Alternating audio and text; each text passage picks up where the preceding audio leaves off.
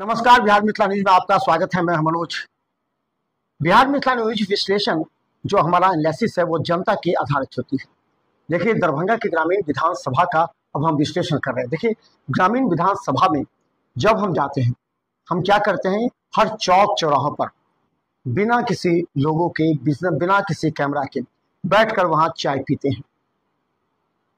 चाय पीना देखिए कितना हानिकारक होता है, लेकिन फिर भी चाय थोड़ा सा हम लेते हैं, लेकिन हम लोगों को वहां पिलाते हैं, लोगों में घुल मिल जाते हैं, लोगों के बीच बात करते हैं और हम ऐसे विश्लेषण करते हैं कि आखिर क्या स्थिति हुई। देखिए, ग्रामीण विधानसभा में जो लोग कहते हैं एक बार कि इस बार ललित यादव के खिलाफ एंटी इनकम्बेंसी के बावजूद भी वो आगे चल रहे हैं।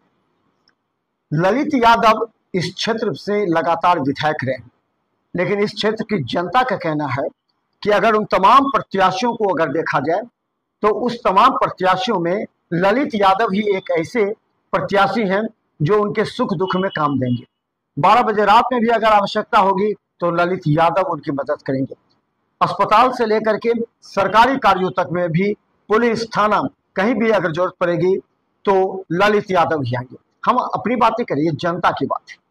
देखिए, पहले जिस तरह शोएब खान मेहनत कर रहे थे उस क्षेत्र में शोएब खान की चर्चा लोगों के बीच थी, वो 15-20 दिन से वो चर्चा स्थिर होती जा रही है, कम होती जा रही है, और उनका जो वोट बैंक था जिस पर वो ज्यादा आशा विश्वास कर रहे थे वो धीरे धीरे ट्रांसफर होती जा रही है। वो है ललित यादव। ललित यादव में अगर ट्रांसफर हो रही है तो उसका कारण समझ लीजिए। ललित यादव का जो अपना स्वभाव है वो है, ललित यादव के दोनों पुत्र भी अब जनता से मिल रहे हैं, उनकी पत्नी भी जनता और महिलाओं के संपर्क में है।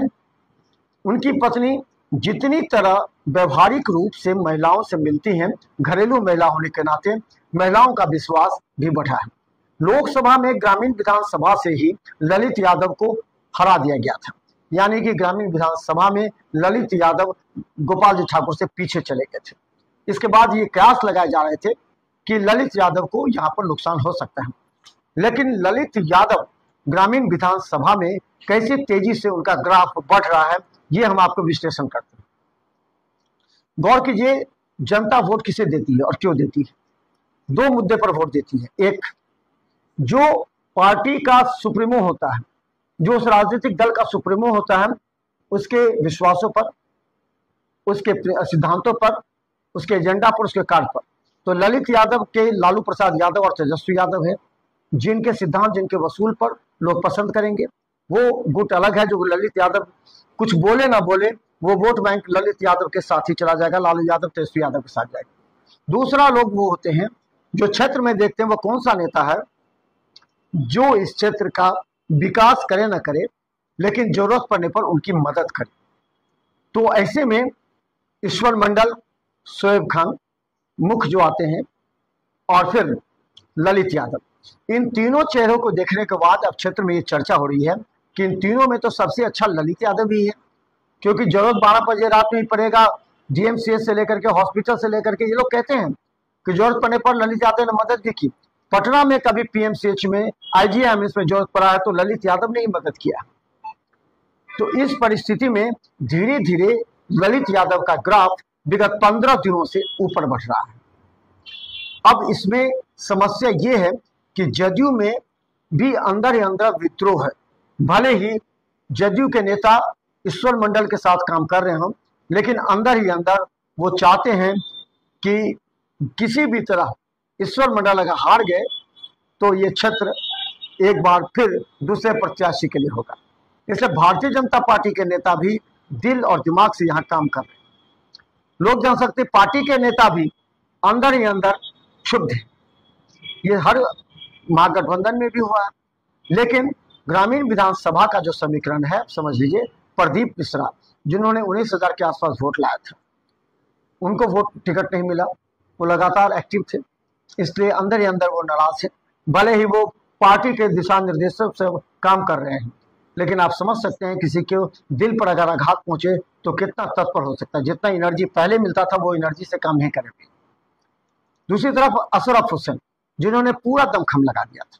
अशरफ हुसैन को आश्वासन भी मिल गया था कि आप चुनाव लड़िएगा।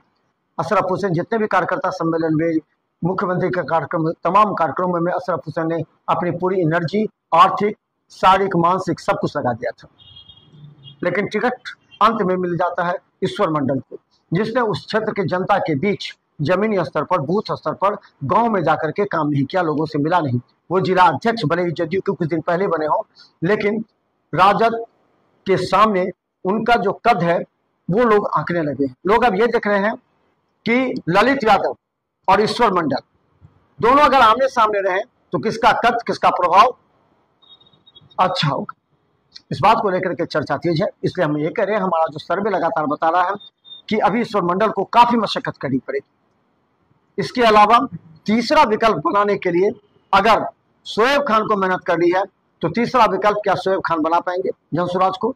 लेकिन तीनों में ग्राफ धीरे धीरे पिछले वर्ष की तुलना में इस बार ललित यादव का ग्राफ आगे बढ़ रहा है, जो उनको कहीं ना कहीं फायदा पहुंचाएगा।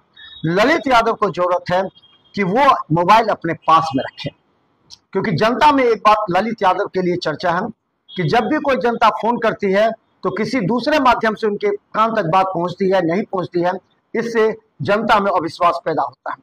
ललित यादव अन्य नेताओं की तरह एक फोन नंबर अवश्य रखें। अगर ग्रामीण विधानसभा की कोई जनता, कोई नेता अगर फोन करे तो एक बार कम से कम उनका फोन जरूर उठा लें, जिससे ललित यादव का ग्राफ 20% और बढ़ जाएगा। तो देखते रहे बिहार मिसाल न्यूज, क्योंकि हर विधानसभा का लगातार हम विश्लेषण आपको दिखाते रहेंगे, क्योंकि हमारा विश्लेषण कोई कल्पना नहीं है, हमारा विश्लेषण जमीनी स्तर पर होता है।